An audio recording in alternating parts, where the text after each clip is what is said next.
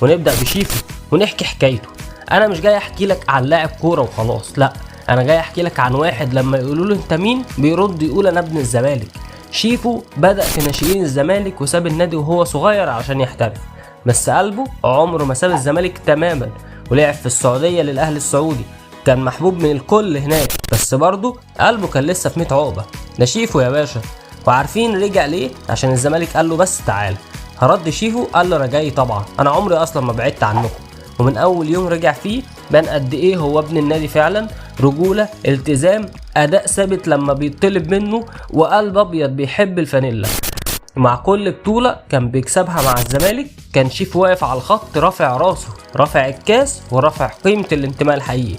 محمد عبد الشافي مش بس لاعب، دي حكاية وفاء، حكاية ابن اتربى على حب الزمالك وساب الملاعب بس ما سابش حبنا ليه.